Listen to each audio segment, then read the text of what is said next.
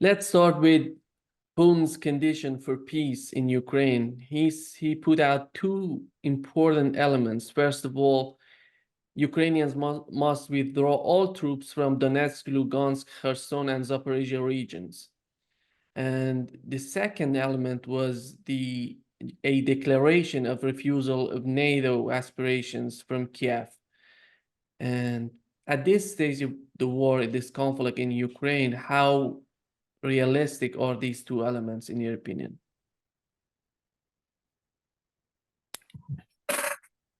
It's going to happen no matter what. I mean, how realistic? I don't know. If I told you that the sun will come up tomorrow in the morning, how realistic is this? It's the most realistic thing in the world because it is inevitable. The Russians handed, I mean, there's politics at play here. There's no doubt about this. First of all, I don't believe that the Russians expected the Ukrainians to accept this. In fact, I think the Russians knew the Ukrainians would reject this. But the Russians were prepared to go forward with this. We know this. This is an absolute certainty. There's another element to this that nobody's talking about. Putin has said that this will be, that the peace will be based upon the Istanbul Communique, modified to reflect the present reality. And the present reality is that Kherson, Zaporizhia, Donetsk, and Lugansk are Russia and will forever be Russia. And there's nothing that can change this. Nothing. Ukraine needs to accept this reality.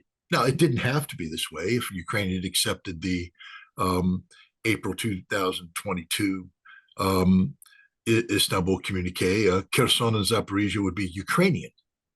And the Donbass, Donetsk and Lugansk, would be independent, pending a referendum by the people conducted under international auspices to determine what their future would be. So Ukraine opted out of this. The West opted out of this. They chose war. And now there's some people out there saying, yeah, but Russia hasn't really advanced. Russia's killed 500,000 Ukrainians. Russia has destroyed the Ukrainian economy. Russia is destroying Ukraine. What do you mean Russia hasn't done much? Russia's job was never to conquer Ukraine. Never to conquer Ukraine. So those people who put out there, well, Russia has failed to conquer Ukraine, have no clue what they're talking about. Russia's job has been to secure Russia. Russia is defined by more than just the borders of the Russian Federation. In a speech dating back to 2005, April 2005, I believe, Vladimir Putin, speaking to the Federal Assembly, spoke about his responsibility as the leader of Russia, the Russian nation, and the Russian nation is comprised of the Russian people, people who share a common language, history, culture, religion, and Ukraine is full of the Russian nation. Now, Russia was willing to have the Russian nation live under the sovereign control of Ukraine. Those Russians who lived in Ukraine would live in Ukraine. Russia's always been supportive of that, but not when Ukraine launches a frontal attack against the Russian nation, the Russian people, the Russian language, the Russian culture, the Russian religion, which Ukraine has been doing for decades since the nationalists came in power through the Orange Revolution in 2005. The world tends to forget this, what Ukraine, modern Ukraine, is about. It's about the Western empowerment of ultra-nationalistic trends in Ukraine to achieve the stripping away of Ukraine from the Russian sphere of interest, from the Russian orbit. Notice I didn't say strip it into the West, because Ukraine will never be part of the West. I don't know how many times I have to tell this to the Ukrainians out there. The West doesn't want you. The West doesn't like you. The West despises you. You're not one of them. You will never be part of the European Union, ever. They keep talking about meetings to talk about bridge, about the framework of the possibility of considering sometime in the future, if, when, it will never happen. You are a tool being used by the West to achieve a strategic outcome that involves the defeat of Russia, not the embrace of Ukraine.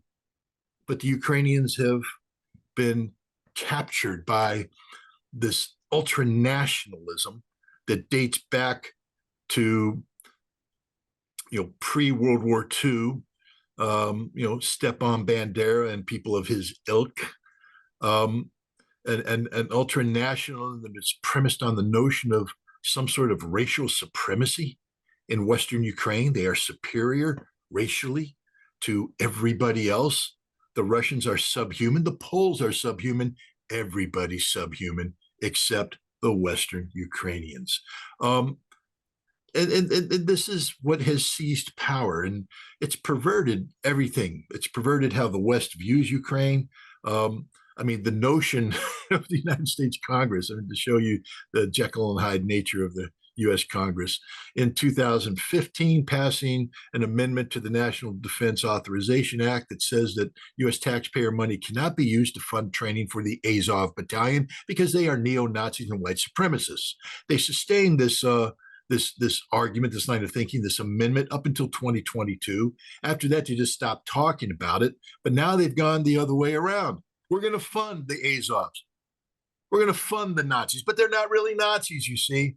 They're Ukrainian nationalists who have been fighting the Russians and the Soviets. They're anti-communists. That whole Nazi thing, that was just because they had no choice but to hang out with Hitler and the boys for a couple years, because what were they supposed to do? They live in a tough neighborhood. You got a bad gang, you got a bad gang, pick a bad gang, join the bad gang, fight the bad gang. No, that doesn't work. That's total revisionism. Banderism has always been linked to Nazi Germany. The Nazi Germany, the fascist ideal, has always been at the soul of what the Banderas stand for. And yet that's the ideology that's at sway today. The United States Congress is supporting this. These are the realities that people have to understand when assessing what Vladimir Putin has put on the table in terms of this peace offering. It's not really a negotiation. The negotiation's already been had. That negotiation took place in good faith by the Russians back in the spring of 2022.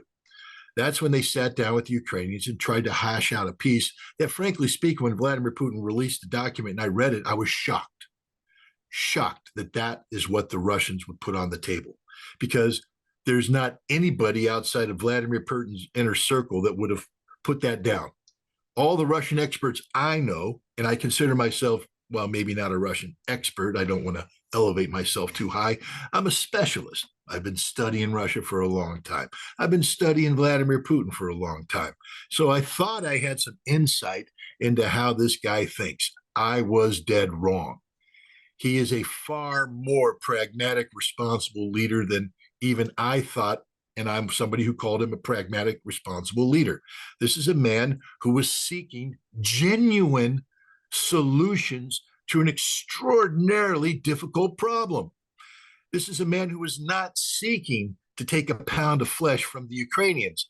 He was seeking to do that which he said back in 2005. I am the president of all Russia, and I'm here to protect the Russian people. And when the Ukrainian ultranationalists, empowered by the West, started to commit cultural genocide against the Russians, and then after 2014, actual genocide against the Russians, he had no choice but to step in. But even he, when he stepped in, he sought peace. What do you think Minsk was all about? In 2014, 2015, he didn't need to choose peace. He had actually surrounded the Ukrainian army in Donetsk, could have killed them all. He's there for the Russian people. The Ukrainians, empowered by the West, started confronting. So I thought that he would have been far more harsh on Ukraine than he was. But the terms of peace were extraordinarily reasonable. And it's still on the table today. That's what I don't think Ukraine and the West are quite comprehending, that this is the last great gift that Vladimir Putin can give them, the gift of a genuine peace that respects the existence of a sovereign, independent Ukraine. Yes, they can't be a member of NATO. They're never going to be a member of NATO. And whether they join the EU, that's an issue for further discussion, but the EU doesn't want them. We'll never have them. Ukraine, whether they know it or not, belongs in the Slavic orbit, the orbit of Belarus, of Russia, of Ukraine. Ukraine belongs in the Eurasian orbit. They're not a European power, never have been. And that's their future, but that's a future that the Ukrainian people need to figure out for themselves. But they're not going to be part of NATO. Russia will never allow that to happen, can never allow that to happen. And we know why, because the West doesn't view Ukraine, again, they're not seeking to invite Ukraine into the member of the community to do this, that, and the other thing. They're using Ukraine as a base of operations to create the conditions for the strategic defeat of Russia. That's it. So Russia will never allow it to happen. Now, it's been made clear to the Ukrainians that if they reject this, as they have, and it's also made clear to the West that if they reject it, and they will, we see a NATO summit coming up. I mean, the timing of Putin's, statement before the Ministry of Foreign Affairs was genius, a pure genius, and it disrupted this peace conference, showed it for the sham that it is. And it'll totally undercut what's going on in NATO as they try to figure out how to justify spending hundreds of billions of dollars to rebuild a military that can't be rebuilt to confront a threat that doesn't exist. But then what will happen is that Russia will destroy Ukraine. And as they've said, the next time they talk, it will be unconditional terms of surrender. And that's the future. And those terms will be harsh. Right now, Ukraine will lose Kherson, Zaporizhia, Donetsk, and Lugansk. The next time Russia talks to them, they're going to lose Odessa, Kharkiv, Dnipropetrovsk, and Mykolaiv. And if they want to keep talking, Russia can keep moving. Sumy, that can go. Genève, that can go. How far does Ukraine want to go? How far do they want to take this? If they turn this down, Ukraine will cease to exist as a modern nation state. When they lose access to the Black Sea, which they will lose when Odessa becomes a Russian city, and Putin has already said Odessa is a Russian city, but he's putting a marker on the table. It can be a Russian city under Ukrainian sovereignty, as long as the Ukrainians respect the Russians that live there. But Ukraine, right now, as it's currently configured, can't respect the Russians that live there. They've launched a frontal assault against the Russian Orthodox faith. They've desecrated extremely religious sites, holy sites in Kiev and elsewhere. They're attacking the Russian language, even in Odessa as we speak, a Russian city where Russian language is prevalent. Anybody who speaks Russian is being arrested and prosecuted for the crime of speaking Russian. This is unacceptable. Russia will never allow it. But if they lose Odessa, they lose access to the sea. If they lose Dnipropetrovsk, they lose industry. Mykolaiv, they lose industry. Kharkov, they lose industry. They've already lost the heart of their industry in the Donbass. So what's left of Ukraine?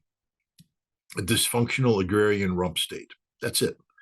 And it will fester and suffer, and eventually it will have no choice but to seek to join the Slavic Union, and it will do so probably alongside elements of Moldova, which will break free. But they will always be minor components of this. Right now, Ukraine could become a major component of the Russian Union. But the nationalists won't let them. The West won't let them. The West is not letting them because they're defending Ukrainian democracy, Ukrainian sovereignty. They won't let them because Ukraine is a tool.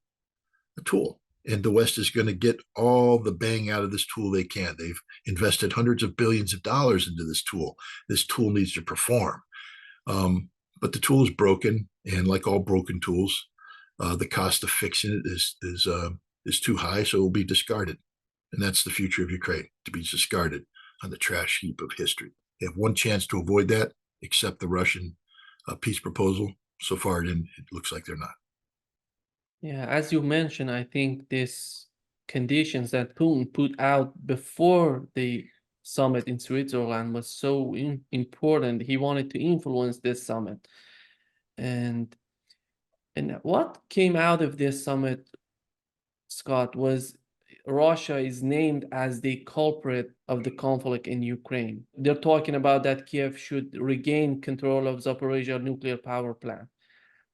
And with the current situation, do you think is that possible that Russia gives the control of this power plant that Ukrainians were attacking viciously during this, at least last year?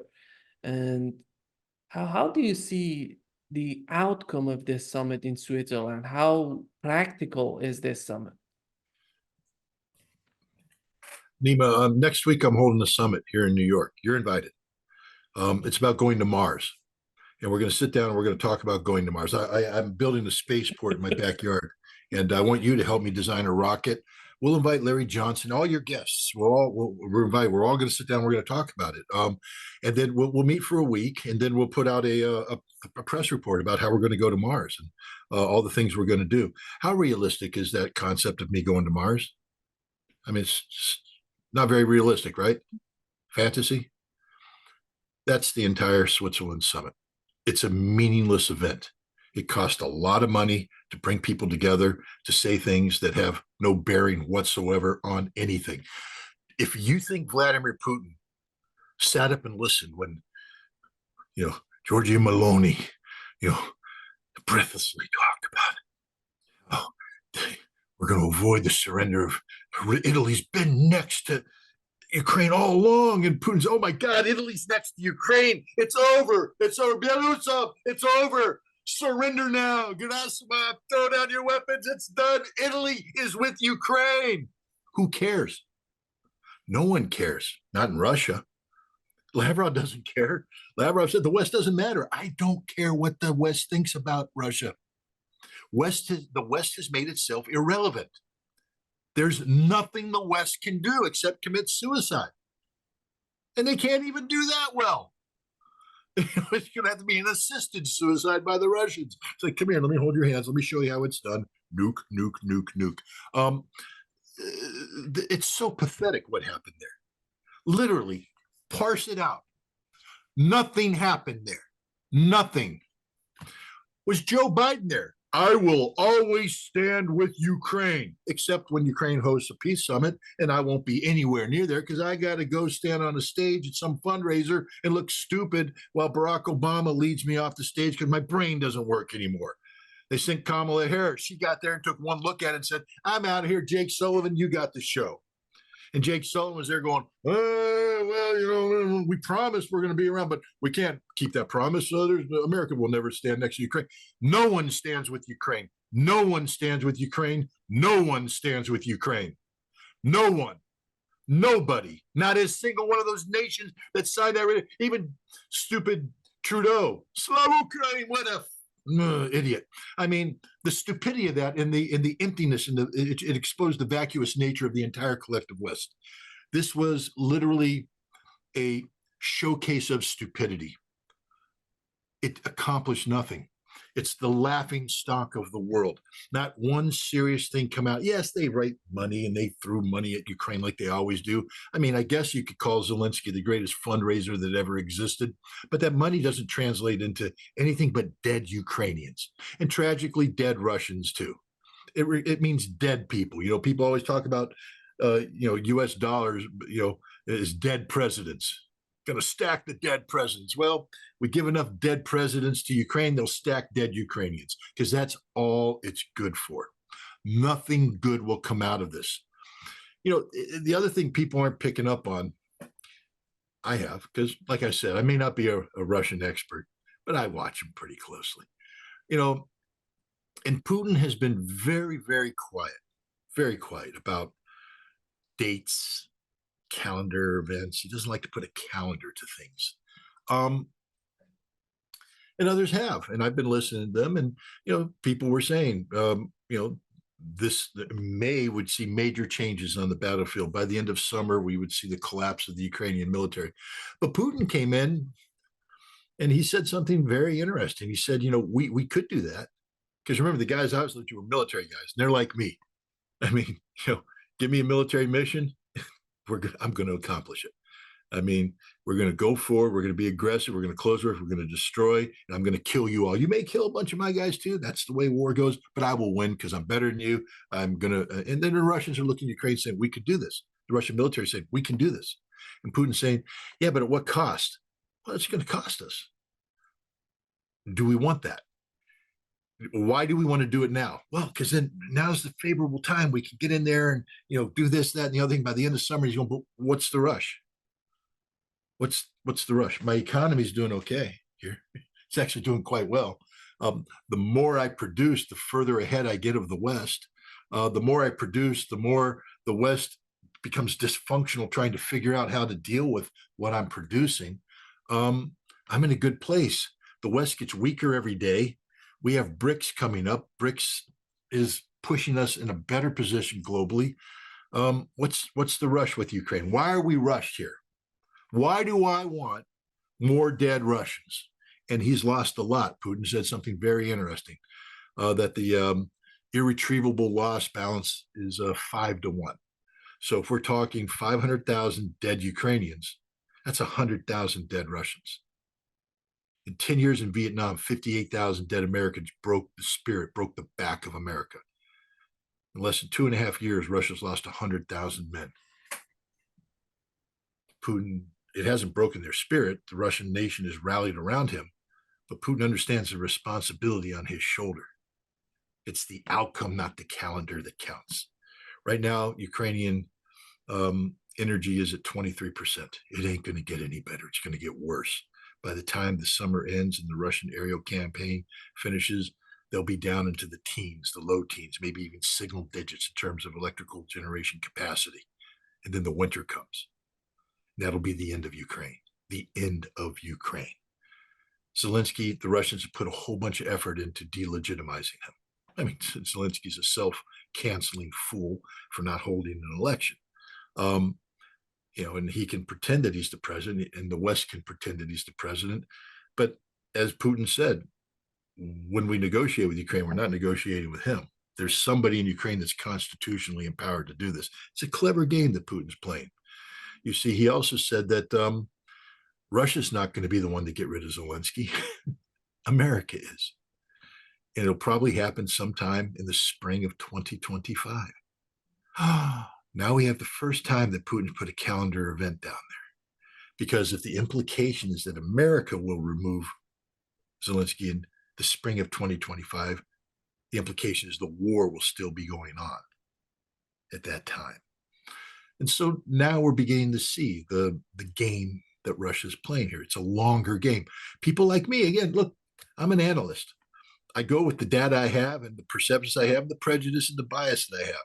I have always said that Russia isn't going to play the long game. It makes no sense for Russia to play the long game. The Russian economy couldn't sustain the long game. Russian defense industry would be lapped by the West, that the West was so competent that we could get our defense in order. I was wrong. I'm admitting it right now. Wrong. The West doesn't have its act together. The West can't get its defense industry up and running. Not in a time frame that's compatible with what the Russians have done. The Russians have lapped the West. The Russia is out there eons ahead of the West on defense, and their economy is functioning. It's doing well. It's growing, and BRICS is going to make it grow even more. Russia's in a good spot. Russia can wait out the West. The West is collapsing as we speak. They just had an election in Europe. Macron's, old little Napoleon wanted to go invade Ukraine, and the French voters said no. And so now he has to have a parliamentary election. And if the opposition party, the right-wing party of Marine Le Pen, takes control, unless she becomes another Giorgia Meloni and says one thing, does another, it's over for France. They're not going to be able to do anything in Ukraine. And we're seeing throughout NATO, it's over. Germany, they can't do anything. They don't have a military. Nobody has a military. America doesn't have a military. We don't have anything. Nothing that can do what we claim we want to do. 500,000 men ready to fight. What? Who can pay for that? We can't. Europe can't. So Russia knows this. And so Putin has just basically said, guys, turn Ukraine into a death trap for Ukrainians. Kill them all the soldiers. Grind them down. If they want to surrender, capture them. Otherwise, grind them down to nothing. And if the West wants to throw more money into the pit, let them spend that money. It just weakens them even more. But this is ultimately a political game. And this winter, Ukraine will break because there is no power. They have no heat. They have nothing. It's over, and Putin knows it. So why do you need to, I mean, they have some good leaders right now in Russia. One thing this war has done is expose the peacetime guys who are very good at putting on a uniform, sitting behind a desk and signing papers and looking very important. But then the war came and they turned out not to be very good at moving troops around and all this stuff. And a lot of them were corrupt. We're seeing them get arrested now. We're seeing them purge. He just did another purging of the defense ministry now. He's getting rid of the stultified, calcified old way of being. He's bringing in new blood. A lot of them are financially oriented because Putin's been cleaning up the finances of Russia, and he left the military out there thinking that they were getting their job done because, of course, the military full of great patriotic people. It turned out that most Russian military are great patriotic people, but it turns out there's a bunch of those guys who weren't great patriots. They were taking advantage and enriching themselves. And now they're being purged. And the generals that bought into that system are being purged. And the people that have proven themselves on the field of battle, fighters, warriors who know how to fight, they're being promoted. And those guys are like, we can do this. We can finish this job. And they can't. They can't. But Putin doesn't want them to die. I keep, well, if they're dying, Scott, does that mean they're winning? The bloodiest month for the United States in World War II in the Western theater and the European theater of operations was April 1945 when the war was lost for Germany. The bloodiest month was the last month. Why?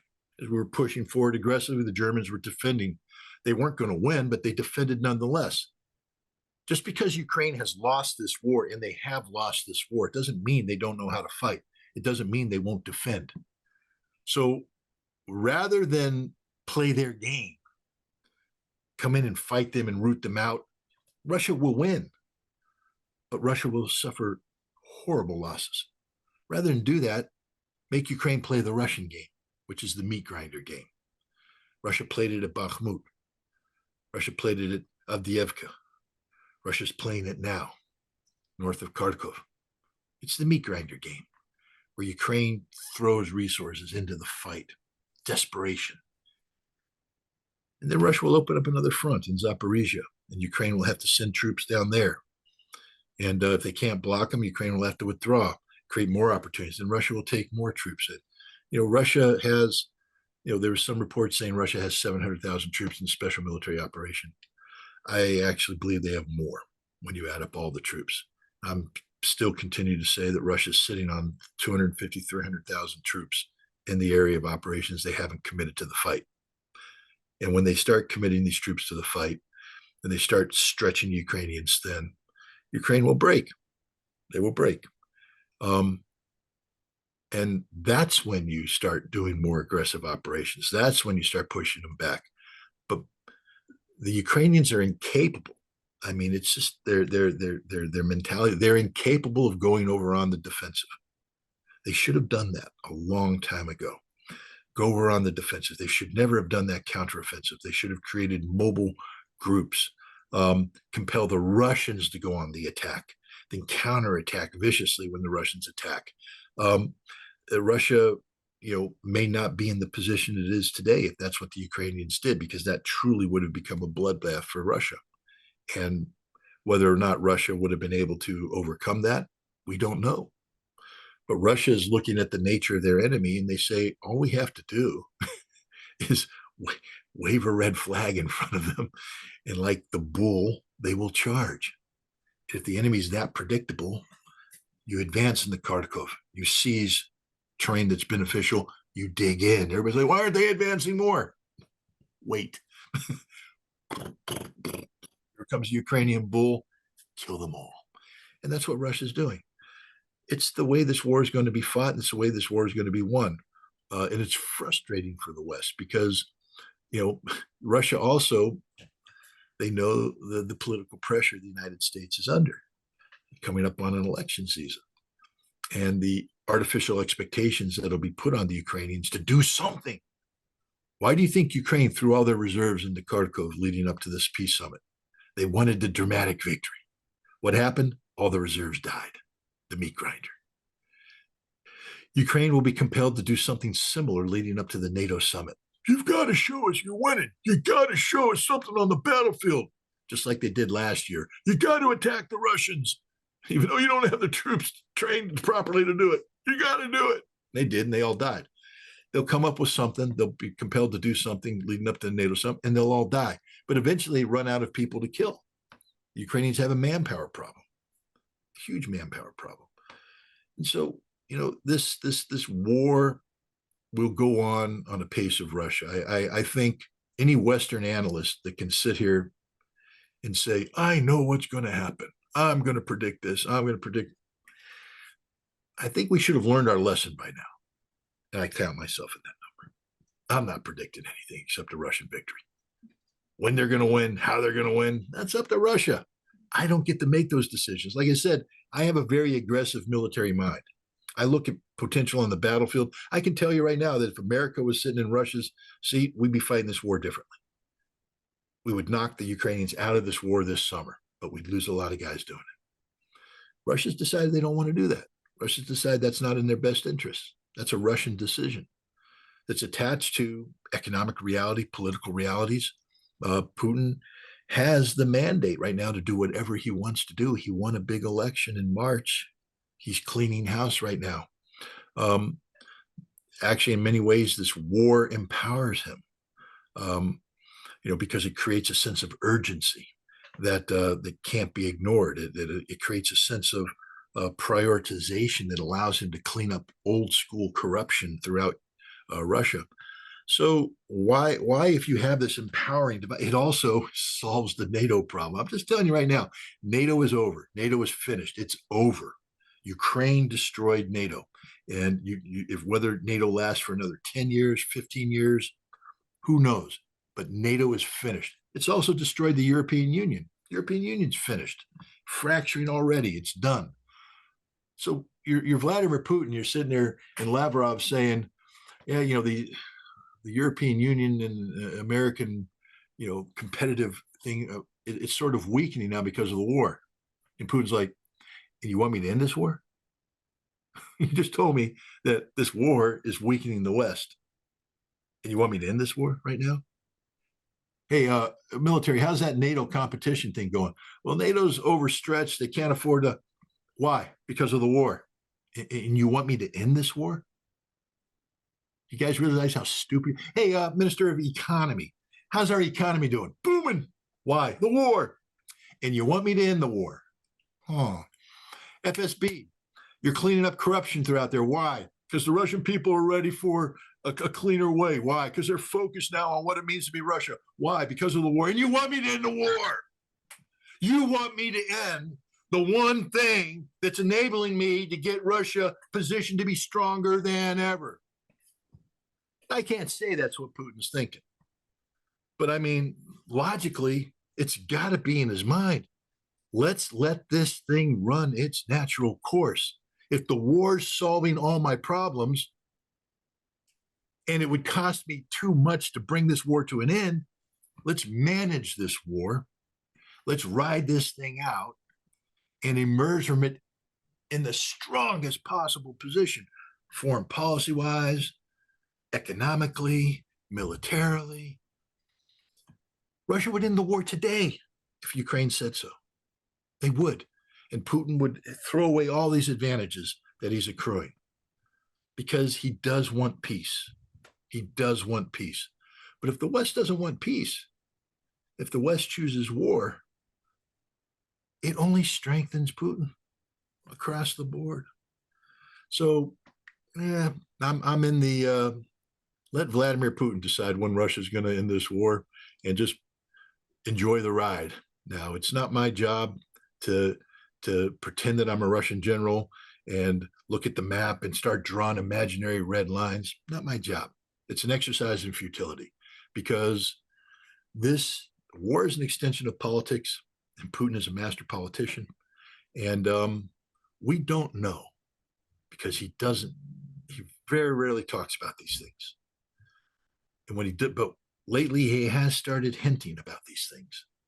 And it shows that at a minimum, this war is going to extend through into the spring of 2025.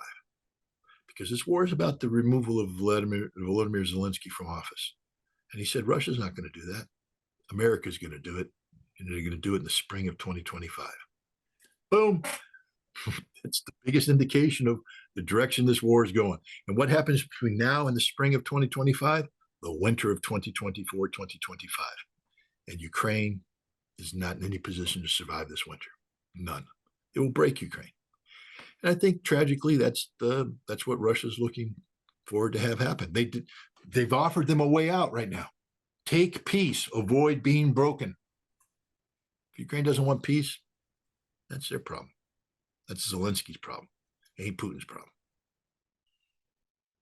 When Putin has put out these conditions, preconditions for the peace talks, right after that, Lloyd Austin said that Putin has no right to do that. Who cares what Lloyd Austin thinks? Who cares? No one cares. Not even America. Americans don't care what Lloyd Austin thinks. We don't care what Biden thinks. We don't care what Sullivan thinks. We don't care what Blinken thinks. We've not only made ourselves irrelevant to the rest of the world, we've made ourselves irrelevant to the American people because we continue to say stupid things. And the American people are going, what does that mean, Lloyd Austin? Go ahead. I didn't mean to interrupt your question, but I mean, what? Go ahead, finish. Sorry. Yeah. No. And the problem is, Scott, nobody is taking serious what Putin is talking about, because I think it's so serious and so important what he's putting out right now. And just a former Ukrainian politician, Viktor Medvedchuk, he said that Putin's peace initiative is the last chance to preserve the Ukrainian state. I think he's talking about Kiev. If this war goes on and on, Russia can take Kiev, and that would be the end of Ukrainian state. How do you find this type of comments? I mean, I've spoken to former Ukrainian politicians who have gone over, former prime ministers, former parliamentarians who are now in Russia, advising the Russian government. They've all said the same thing. It is what it is. What we already talked about it. If Ukraine will no longer exist as a modern nation state. How that gets parsed out, again, the danger of predictions. We don't know what the intent of Russia is regarding Kiev. I think it's more likely Russia would put a puppet government in that, and Kiev would remain part of Ukraine than have Kiev become part of Russia. But again, I don't know. I don't know what the Russians are thinking. As for the West, they're grossly irresponsible in how they're handling this. They believe that Russia is bluffing, and this creates the potential for extraordinarily dangerous situations. Putin's not taking the bait. That's another, frankly speaking, surprising thing. I know I'm coming off as a sort of a guy who is starry-eyed for Vladimir Putin, but he just continues to impress me more and more as this conflict goes on. I mean, he always impressed me as a strong leader, a capable leader, a man of vision, got his country out of the 1990s, got it moving on this trajectory. But when he, at the St. Petersburg International Economic Forum, chose to sidestep the provocations of the West when it came to Western weapons, we're giving Ukraine permission to green light use these weapons to strike Russia. I sat there and said, this is it. This is the final red line. Russia can't back down from this, that this is it. Russia will have no choice but to. And Putin came out and said, well, if you're going to do that, then I might provide weapons to other nations so they can attack you. And I went, whoa, you just, because we talk about the escalation ladder. And I've been looking at an 8-foot ladder. And I've been saying, we've gone up to it. We're at the 6-foot mark on the 8-foot ladder. And I just, when the West did that, I said, that's it.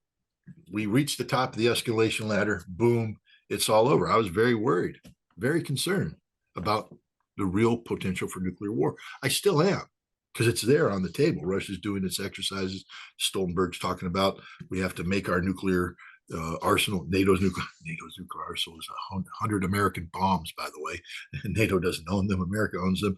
Stoltenberg's an idiot, but that's another discussion. I thought of it, but what Putin did by doing that is he just turned that 10-foot ladder into a 15-foot ladder, which means if we're at the 8-foot mark, we're just a little bit halfway up now. He just bought time. He just basically said, and notice again the sequencing of it, because again, unless I'm just totally wrong about Russia, and everything I've ever learned about the Russians is wrong, and I leave that open. That could be a possibility. I've been wrong about things in the past. I don't think I'm wrong on this one, though. Words matter to the Russians. I mean, that was a lesson taught to me by a Russian diplomat back when I was a UN weapons inspector. And, we would say things about Iraq. We would say things about international cooperation. And sometimes because of our frustration about, the lack of, compliance on the part of the Iraqis, we would allow our emotions to get the better of us. And we would say things. And I remember this very good friend of mine, he pulled me aside whenever we wanted to have a serious conversation. He said, Scott, we must go to the bar and drink Guinness. Oh, shoot, we're drinking Guinness. That means it's a serious conversation. And we'd sit down there and we'd pour the Guinness and we'd have this. But he was like, you have to watch what you say, because words have meaning. When you say something and then you fail to deliver on that, or you fail to act in a way that the words suggest you would act, it discredits you. It's a very valuable lesson, one that I haven't heeded as frequently as I should, but it's still in the back of my mind. Words matter. And it's a Russian. And this is a guy who is IMGIMO trained UN, Russian diplomat. That's the elite foreign service school for them. He is trained the system. He's in the system. And that's the way all of Russia works.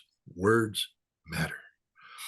So, and it's not just the word, it's the sequencing of the word, the prioritization of the word. When Vladimir Putin chose to close the St. Petersburg International Economic Forum with a lengthy discourse on the Russian economy, it was a signal to the Russian people and to the world, even though the world wasn't listening, that Russia's not looking for war, that Russia's focus is the future, is the economy, economic expansion, BRICS, economic health, etc. Then he brought in at the end the issue that everybody was worried about: confrontation with the West, war, nuclear conflict. And he de-escalated it brilliantly. He just went, well, no. And then later on, he had a meeting with international reporters, and he said, and we haven't. I think the meeting with the reporters is where he said, well, we can give these weapons out there. And everybody's like, well, has Russia already given the weapons away? And then at the plenary, he said, we haven't made a decision yet. Meaning they didn't even go up a scale. They just basically said, build the ladder higher. Good. I like it there. We haven't decided if we're climbing the escalation ladder yet. We're chilling out, seeing what you guys are going to do. But no panic whatsoever on the part of Putin. Words matter. He's not seeking conflict with the West. The West doesn't know how to respond to this, because the West is programmed to believe that the West is, of course, the exceptional reality in the world today, that only the West point of view matters. And we believe that we're indispensable, that, when we speak, Russia must listen. Well, Russia doesn't care anymore. Lavrov said that. Putin has said that. Russia just doesn't need the West, doesn't need them, doesn't want them. Doesn't want to destroy them. Putin said, what idiot came up with the concept of us advancing on Europe? We don't want that. We don't want that at all. But the idea that Russia now has to listen to what Lloyd Austin says, that Russia has to listen to what anybody in the West says, when the West starts speaking, words matter. When the West starts saying things where the words have substance, Russia will listen. But right now, the West has forgotten. They've been so irresponsible with their language that their words now just become easily brushed away notions because they don't matter. They're not serious.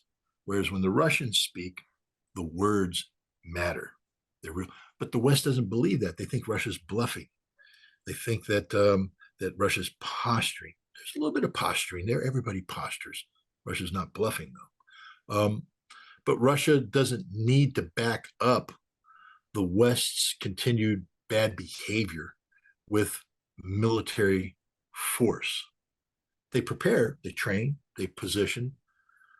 But as I said, Putin is looking at this war and he's saying, every month this war goes on, NATO gets weaker. Every month this war goes on, Europe becomes less and less relevant. Every month this war goes on, America becomes more and more isolated in the world. Every month this war goes on, Russia becomes more relevant in the world. And so the West can say whatever they want. Russia's made a decision that the West doesn't matter, that Russia will execute this war on a timeline that best suits Russia's interests. So Lloyd Austin can say whatever he wants. Russia doesn't care. When you look at the European Union today and considering what has happened during these new elections in the European Union, there are people that are thinking that these are new changes that are happening in the European Union that would change the idea, the policy in Ukraine. But with Meloni, we saw the same thing. It doesn't matter who comes into power in Europe. And whenever you have right wing, left wing, all of them are the same type of policy when it comes to their policy toward Ukraine. How do you see these changes? In France, they're talking about right wing coming and they may change the policy in Ukraine. Do you see that coming, or is the same old policy, the same old game that we saw in Italy? Ultimately, in nations that are ostensibly democratic in nature, bad policy equals bad politics, and it equals bad results at the polls. So the politicians get punted. See all my, like that alliteration, all my P's put there. I thought I was being clever. But the point is, politicians in a democracy do at the end of the day have to appease the population. And then if you can sell Ukraine to a population as this I won't say theoretical, but this amorphous notion of doing good. We're doing good. We're doing good. We will support you doing good. But do I still have gas affordable at the pump? Am I being flooded with immigration? Is my cost of living going up? Can I heat myself in the wintertime? Because when you start dealing with reality, this amorphous, we're doing good in Ukraine, becomes irrelevant, especially when all the money that could fix some of these problems at home is being instead handed to the Ukrainians, and you're being told to continue to be doing good to the Ukrainians. We have to take even more money and build up things that don't matter. That's the reality. As long as segments of the European population believe that they don't pay a major price personally to feel good about Ukraine, they'll support the feel good about Ukraine. Because again, I come down to it, Ukraine doesn't matter. It doesn't matter. It's just a stupid concept that Europe's created and they put it up there. But the Ukrainians, the Europeans don't care about Ukraine. Hell, they're starting to kick the Ukrainians out. They're tired of the Ukrainians. All those refugees that came in, freeloaders living off there, they're tired of the Ukrainians in their homeland. Get them out of here. Send them home. I mean, so there's no concept of, Europe is fundamentally committed to Ukraine, that it's an existential issue. No, it's just a amorphous feel-good issue. But the population, once it's public opinion is like a giant ship. Have you ever been on a cruise? Yeah. You're cruising. Okay. You know how as the ship's coming into port, I mean, it's just a big ship and it's moving in there. It doesn't steam in and slide it. It slowly comes in and you slowly decelerate because it's moving. Mm. And it's the same thing when it leaves. It moves slowly and a tug pushes it here and there. Then it gets out on the big sea and it slowly points in the direction once it goes, and it goes. But it's not sitting there zigzagging. It's momentum. Public opinion is like momentum. And to shift it, you've got to start moving it here, got to bring in a tugboat here, you got to get the engines to back down. But once you get it moving, it doesn't stop on a dime. And so all these politicians have put so much into public opinion moving towards supporting this amorphous idea of Ukraine, that it can't be stopped on a dime. But what you're starting to see is the captains are saying, they're going to kick us out of this bridge here. We're not going to be running the ship anymore. Hey, tug, move it this way. Get the engines down. Let's start slowing this baby down. Let's get it moving in another direction. But it takes time. This election sent a huge signal to the captains on the bridge that they'll be fired and a new captain's going to be put in if they don't begin to move away from this Ukrainian thing. It's becoming a problem for them because it is consuming resources that aren't being replaced otherwise, and it's having an impact on the lives of the average Europeans. And in France, this is a big deal. I mean, I don't know. Macron has called for snap elections. Now, why would he do that? Because Macron cares about the French people? He doesn't. Macron is hoping that he can go in and convince enough people in France not to allow this party to be empowered within France. That it's one thing that they're going to be in the European Parliament and doing all this, but France cannot be captured by these people. So it's a gamble on his part. He's hoping that he will be able to win over, and it's not a stupid bet. Macron is still the president. He's safe. And he controls a lot of levers. So he can go in there and do things to try and influence domestic politics so that he preserves his base of power. And then we find out how important the Ukraine issue really is. Because, like I said, it's not that important of an issue for Europe. It's a made up issue. It's fake.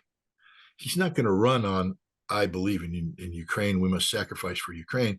Trust me, this election is going to be more about,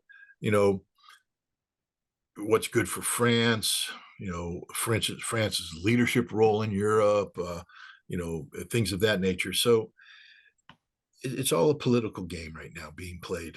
But I do think that the unity that that Europe keeps talking about doesn't exist when it comes to Ukraine.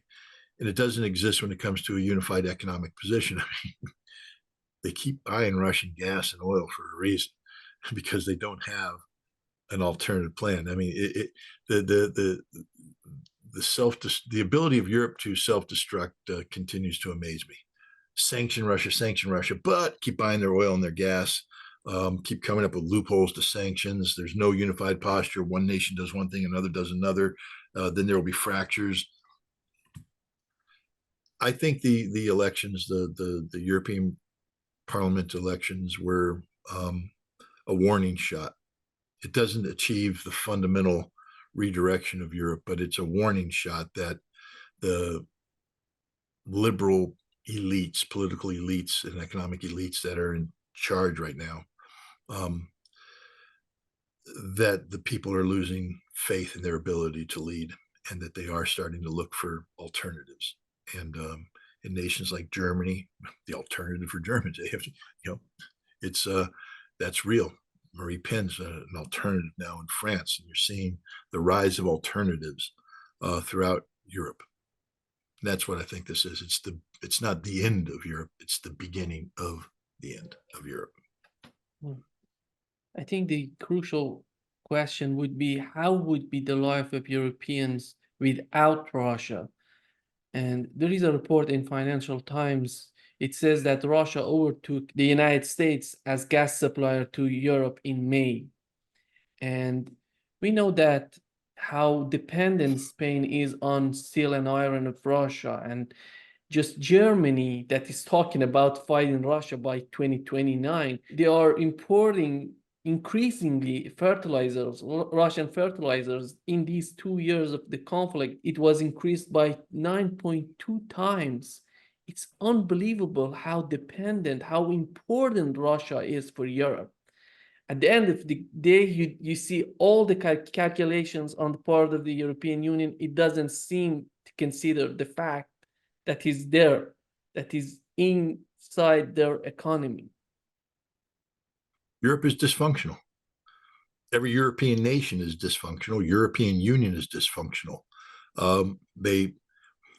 Words matter, and you expose your weakness by articulating aggressively anti-Russian position that is immediately undermined by the reality of your actions. It means that your words don't matter. Yeah. Europe has become an institution that doesn't matter because their words have no meaning. None. Sergei Lavrov was talking about a symmetrical response to what the United States is doing in supporting Russia's enemy. And when they're talking about a symmetrical response, do you consider it where is it going to be? Is it going to be in the Middle East with Houthis? Is it going to be in China with Taiwan, the situation with Taiwan, in Syria, in Africa? What they're talking about, what would be the priority for them, in your opinion, if they go that direction? Well, it's an asymmetrical response, not a symmetrical response. If it's a symmetrical response, it's very easily predicted, cause and effect. This is asymmetrical, which means we don't know. That's the beauty of it. It means that you hit them where they're not expecting it. You take advantage of weaknesses. If they choose to stack their chips here, you stack your chips here, or you stack them here. That's the thing. The idea isn't to match strength with strength. The idea is to put your strength where they have no strength. And it doesn't have to be dramatic. It can be, I'll give you an example. It's an underreported story. We know that Russia has taken advantage of movements in the Sahel and West Africa to see the eviction of France. And France has largely been evicted from Africa. There's a few holdouts, but the long-term prognosis for France and Africa is not good. Sudan, Russia was courting President al-Bashir before he was removed in a coup. And then, the Russian position became rather weakened as the United States courted the post-Bashir government, taking them off the terrorist watch list. And the purpose of all this was to, isolate Russia, to deny Russia what it wanted, which was a warm sea port on the Red Sea. And the Russian military, had to take, a step back. And in the vacuum, the Wagner Group came in and started making economic alliances with the non-U.S. supported groups in Sudan, the RSF, the Rapid Support Forces, or Rapid Response Forces, or Rapid Support. I don't know, but it's Hemeti is the general. And now there's a civil war between the RSF and the Sudanese armed forces. Now, Wagner, of course, has been eliminated. It's been retooled into something they call the Africa Corps. and it works directly for the Russian Ministry of Defense. Now, the Russian Ministry of Defense has taken advantage of Wagner's, connectivity with, for instance, the Central African Republic. They continue to work there in Mali, and the inroads they were making with Burkina Faso and with Niger. That's all good. But in Sudan, the Russian Ministry of Defense reversed course. They didn't build on the relationship with the RSF. They went back to the Sudanese government, and they're in the process of negotiating a deal where Russia is going to provide significant quantities of weaponry and assistance in exchange for what they always wanted, that port on the Red Sea. The African continent is becoming a Russian continent. And not as in an imperial standpoint, but the influence that Russia has on Africa now is tremendous from a security standpoint, from an economic standpoint. South Africa is a member of BRICS. Egypt is moving in that direction, and you're going to see more and more. Russia working with Africa to make the African continent more relevant as an African continent, not as an outpost of American global hegemony or neo-colonial European recidivism. And this is what's happening in Africa. Russia is and this is asymmetric.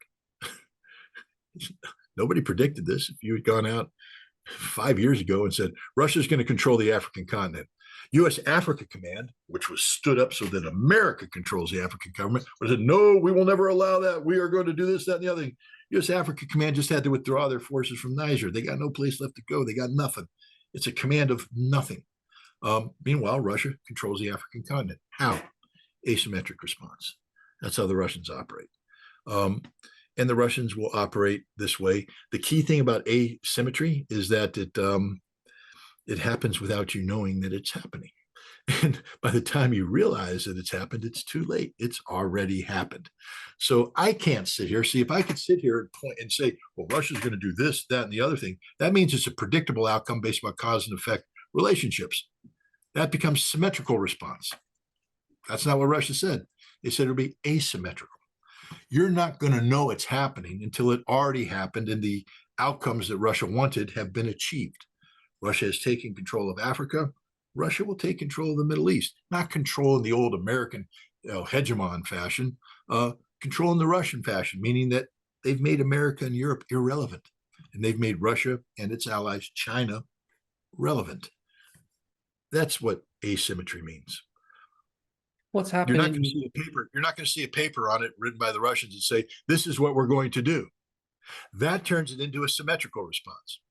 Asymmetrical means what? Who? Me? It's sort of a, Mad Magazine back in the 70s and 80s, Alfred E. Newman. Who? Me? That's the Russian response. That's what asymmetry is. Who? Me? No, I'm just out here doing stuff. Oh, you lost Africa. Welcome to asymmetry. Oh, wait, you're panicked now because we put 2 ships in Cuba. 2 ships in Cuba, and America's panicked. Welcome to asymmetry. That's what's going on here. What's happening right now in Cuba, if you consider it as a response from Russia. The Russian warship and U.S. submarines, I think 2 submarines are there in Cuba. Andrei Martyanov pointed out that there are 2 submarines in Cuba. How do you see the situation in Cuba? Is that serious or is nothing of concern? It's asymmetrical, which means on the surface, it's not that serious. It's 2 ships, 3. If Andrei's right, and I have no reason to doubt him, 3, plus a tugboat, plus so 5 Russian ships. Man, that ain't even a carrier battle group. We deploy carrier battle groups all over the world, 10 ships, 12 ships, American fleet, moving. Here come the Russians. It's a It's a Corvette with some missiles on it. They happen to be Zircon missiles, which are hypersonic and they can have nuclear warheads. Although the Russians say there's no nuclear warheads on them. Don't worry about it. We're not here threatening you. But it is a threat because as they sail off the coast of the United States, if they decide to fire, 7 minutes later, the president of the United States is dead. Decapitation. I think they took the Kazan, which is the name of their big missile submarine boat, and they took it out there and sort of disappeared from the radar for a minute. And the Americans were going, where are they? Where are they? Now that could be a lie. The Americans may be going, we know exactly where it is. And the United States surfaced a submarine off of the, off the Russian fleet, which we never do, but it surfaced up to say, here we are. We're tracking you. We know who you are. We're not incompetent when it comes to this sort of thing. But, the point is, America's response required us to move more resources in to respond to it than the Russians were expending. That's the definition of asymmetry. I spend $5, you spend 50. Who's going to go bankrupt first? Well, the guy spending $50. So that's what it is. The Russians are just sending this thing. It's not the first time they've done this. They've sent. I think when the Admiral Gorshkov, I think that's the name of the ship, when it first got commissioned, it sort of went on a world tour. And I think for a while it cruised off America's coast, and American, oh my God, they got a Russian ship. Well, the beauty of what Russia's doing here is, see, we do it all the time. Americans just don't pick up on it. But, we always send missile carrying destroyers and cruisers into the Black Sea. And they're sort of floating off of critical Russian military facilities with missiles that can reach out and touch them. And it makes Russia very uncomfortable to have American missile carrying ships that close to strategic targets. Very uncomfortable. So I think this is Operation How Does It Feel? So the Russians are just basically saying, hey, yeah, that Black Sea thing, how does it feel? When you guys do that B-52 thing in the Baltics where you bring that B-52 down and you're sort of threading the needle coming in towards St. Petersburg, flying that missile release platform profile, and then at the last second when you could release the missiles, you peel off and you make us all get a little nervous about it because we don't know, is this it? Is this the preemptive nuclear strike that America's going to do? Well, we're going to put some Tupolovs in Venezuela, and they're going to fly similar profile missions against you guys. How does it feel? How does it feel to have Russian bombers coming in that could have, you don't know, do you? They could have a whole bunch of nuclear tipped cruise missiles in there. You don't know, do you? And they're coming at you, getting closer to your shore. Oh my God, you don't know what the hell the Russians are going to do. And then they pull away. How does it feel? How does it feel? Bob Dylan should write a song about it. He could call it like a Rolling Stone, and the refrain could be, how does it feel? Oh, he already did that. So that's what the Russians are doing here. Just giving the American their own medicine. It's asymmetrical because Russia isn't spending a lot of money to make this happen, but the results, the bang they're getting for their buck is worth the cost of the deployment. But the other thing that would be the use of nuclear weapons, as I think it's much more important, much more serious when it comes to the conflict in Ukraine. Shoigu recently was talking about the use of tactical nuclear weapons in response to Kiev attacking civilian facilities. He said that would be an appropriate response to Kiev if they do that. How do you see the risk of having the use of tactical nuclear weapons or even escalating to some sort of nuclear war? This is an extraordinarily dangerous situation that we're in because for decades now, Russia has de-emphasized tactical nuclear weapons. The Russian posture was we have nuclear weapons purely as a deterrence, that if you attack us, either nuclear or conventionally, in a manner that threatens the existential survival of Russia, we have nuclear weapons that will respond. As Putin famously or infamously, depending on your point of view, said, we know what that means. Yes, we will go to heaven, but we will go to heaven as martyrs. You will go to heaven as the guys who started nuclear war. So for the Russians now to be talking about tactical nuclear weapons, the implication there is that Russia's not going from 0 to 60. That Russia is actually going to have an intermediate step in there. It means that the Russians have taken a look at NATO and the United States, and they've made a determination that there's an opportunity here. That if provoked, Russia can use tactical nuclear weapons against a European target. They're not going to hit Ukraine. I mean, again, I'd be surprised with you, but I don't think they're going to hit Ukraine. Why would they? It's a Slavic country. They're going to hit the people that provided Ukraine with the weapons. The base is in the European Union? Oh, screw the European Union. You're going to hit Europe. Europe, yeah. European The Union. bases, I'm talking about Romania, Poland. France, Brussels, decision-making centers, England. Yeah, they're going to hit Europe with nuclear weapons.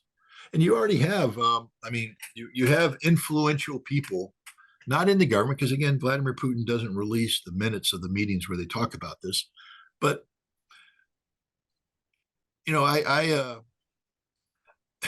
it's frustrating for me because I've been promoting the return of arms control. I've been saying, why don't we get back to the spirit of the INF treaty and all that stuff? And the Russians are like, no, we're not going to do that, because nuclear weapons have become essential to their survival. But now Russia's basically saying we can hit a European target as a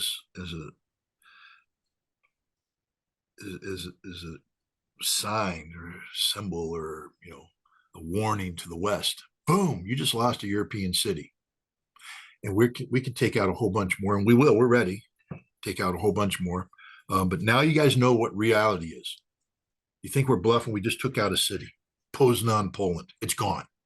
Oh, I'm sorry, America. You had 30,000 troops there. They're gone too.